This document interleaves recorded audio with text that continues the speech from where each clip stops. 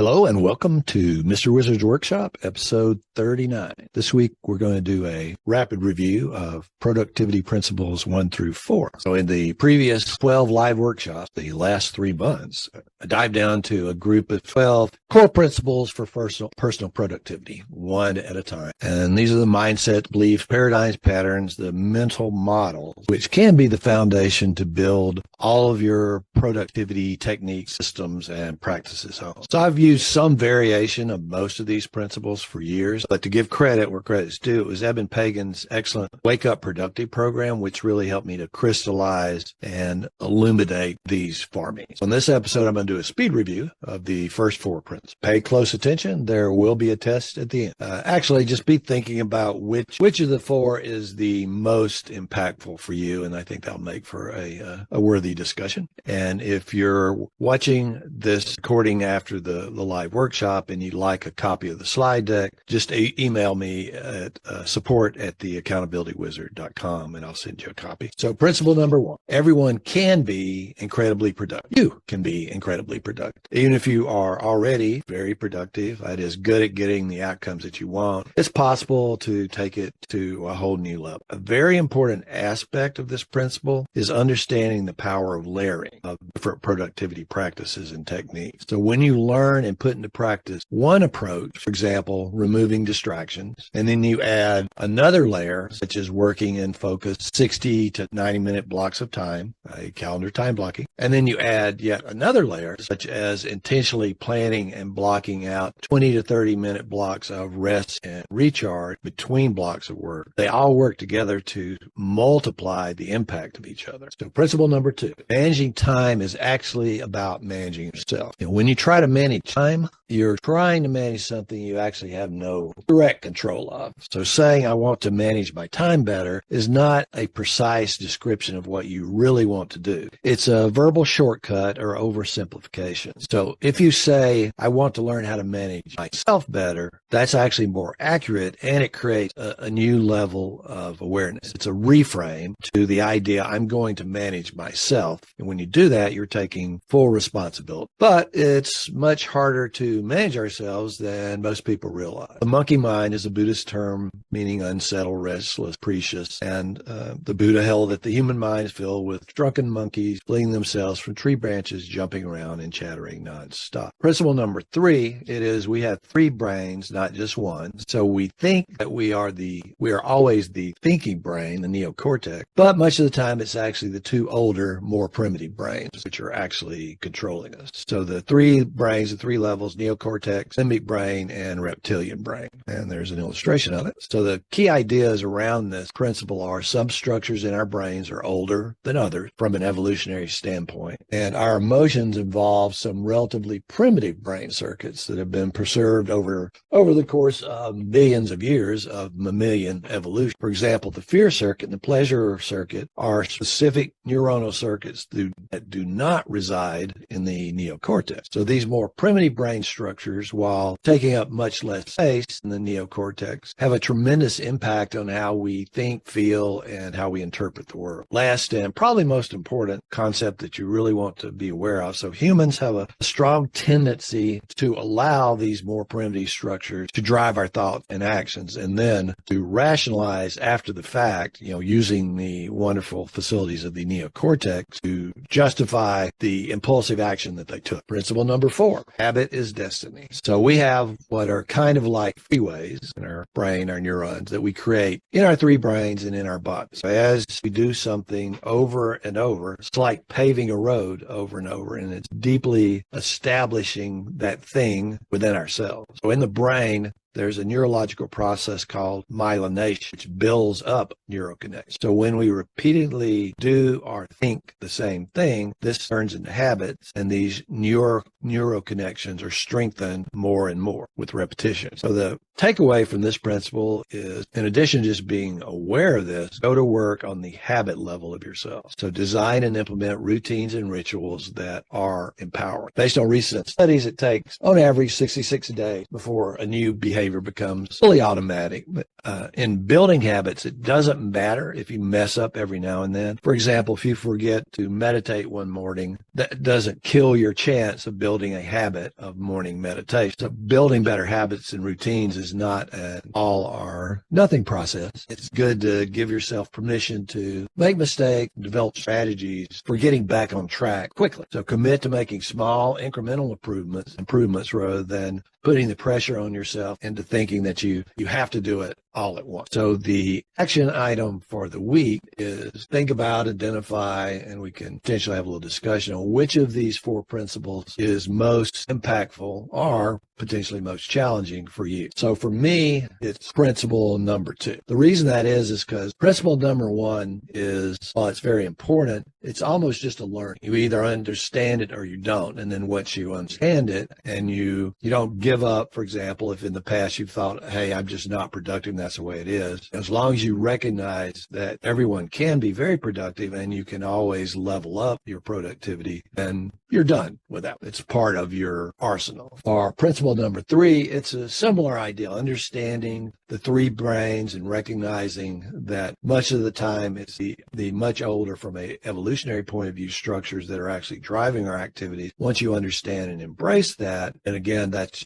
become part of your arsenal. Whereas with principle 2, it's very important to understand that managing time is actually about managing yourself, but then putting that in practice requires an ongoing effort or focus. It's basically being mindful. Or for me, this ties in very much with my more spiritually oriented practices of being mindful and cultivating mindfulness. And then principle number 4 is kind of related. That habit is destiny. The action there, or the big takeaway, once you understand it and you've added that understanding to your arsenal, is to build out productive routines and rituals. And I feel like I've worked through that. I have very solid morning routines and structures. There's always opportunity for improvement. But again, if I'm being mindful, then I can see where the routine element is working or it's not working, or why I need to tweak. So again, for me, it's principle number 2 is the most impactful or the most challenging one on an ongoing basis. Do you find either the most impactful or the most challenging? I think the first one, everybody can be productive. To me, it's the most impactful because it just says that I can be productive if I just follow some simple routines, simple rules. I don't think that it's really that hard. You just have to follow it on a regular basis. Morris, is there one for you that you think is more either impactful or more challenging to stick with on an ongoing basis? Yeah, for me, the most impactful one for me is also the most challenging one for me, and that's number 4. Building those neural pathways and habit is destiny. Doing it for long enough is really hard for me. It's kind of like the New Year's resolution thing. We can all go to the gym for a week or 2 weeks, but after 3 months, who's still left? There are so many impactful habits that nobody sees. Only I know if I do them or not, and it's hard. Challenging for me too is to keep up the habit. Are there some particular habits that you've tried to put in place that so far it's just not happening? Yeah, there is a really big one for me. Yeah. I started out as a content creator, right? Mm-hmm. Yep. And this is how I learned everything about affiliate marketing. This is how I landed my first jobs as a freelancer, everything because I was putting out so much content. It was easy to get work. Yeah. And now I have clients and I help my clients create content the same way so that they can get work and clients very easily. Mm-hmm. And I enjoy that so much that now I don't create much content for myself anymore. And I know I have to create more content for myself. But I'm really struggling with it because I'm kind of like, I have more fun helping my clients create content. And I even enjoy when I do video editing for someone or I do copywriting for someone. I enjoy that more than doing it for myself currently, Right. But I need to create content because that's how I make business. It's kind of a transition thing, but that's definitely the biggest one where I should really get back to my old content creating habits. But I'm not. I'm kind of like not winging it, but yeah, it's different. So Gina, is there one particular thing that you're, let's say, struggling with right now, or that you really want to make a habit that is not as ingrained as you want want it to be? Very ill last year, and all of my healthy habits just disappeared one by one. Right. And now I'm trying to put my healthy habits back one by one. And I'm having difficulty integrating the walking in. I have to think about, like, what is it that's preventing me? And maybe I can come up with some solution and then get it back in place. Yeah, I'm a little curious about, Stephen, your work, like as an accountability coach. How many times, how do I put this? I feel like,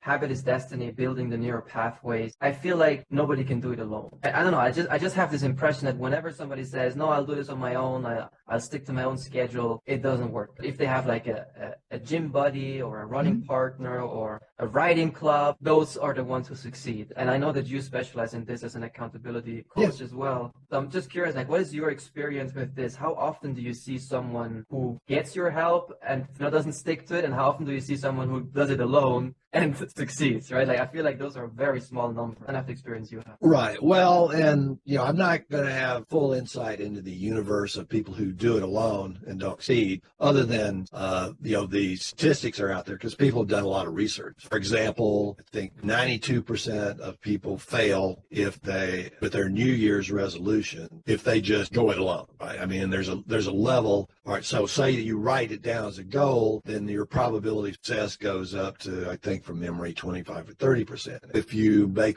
a verbal commitment to someone to do it, it goes up, but you don't meet with that person on a regular basis, it goes up, another, I think it jumps up to like 70%. If you set it as a goal, you make the verbal commitment, and then you have a regular meeting with that person, your accountability buddy or coach, the likelihood of success goes up to in the 90s. Wow. Okay. Yeah, I was hoping for an answer like that. That is, wow. So essentially from 90% failure rate to 90% success rate. Yeah. And all it takes is getting help, essentially. That's crazy. Absolutely. And my experience with coaching people is that it's a huge help, and some things are always more challenging to make a habit or stick with than other things are, and people vary as far as where they really struggle. But again, one of the benefits of having a coach is that you bring another perspective. You can see or you can hear and recognize where someone is really resistant, struggling, where maybe they're not really,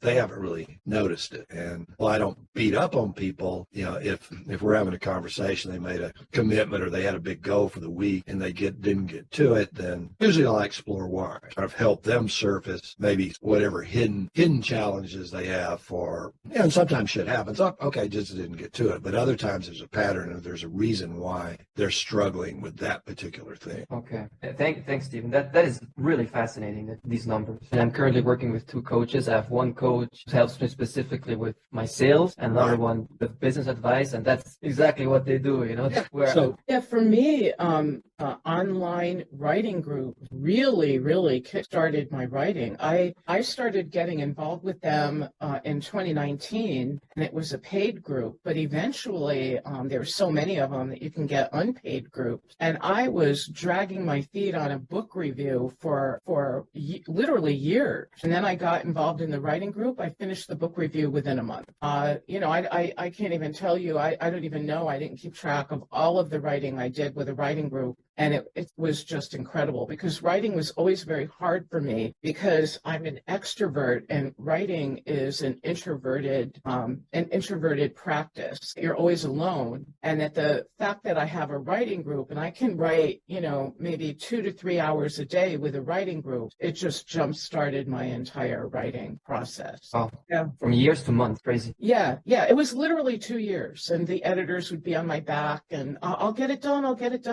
And, it was when you procrastinate on a writing project, you get very embarrassed because you have to then go back and reread the stuff that you had read 2 years ago. And so that it's not going to be easy as just writing it out. You have to reread everything. And that was what I did. I think I had it done within a month and it's been published and the author of the book has even asked for a copy of my book review. And all right, guys. Well, thanks for joining. All right. You have a great rest of your day. Nice meeting you. Thanks, guys. Bye. Have a nice Sunday. Bye. Thanks for watching this video recording from my live weekly workshop. Every Sunday, I feature instantly actionable steps you can take to overcome procrastination, increase your productivity, and get your shit done. Followed up by Q&A and discussion with the live participants. I really hope you found this video useful and you feel like watching it was time well spent. Please post any questions or comments you have. I always answer posts. I'd appreciate it very much if you would like this video and subscribe to my channel. And if you know anyone that would enjoy and benefit from this particular episode, please send them the link. Stay productive, my friends.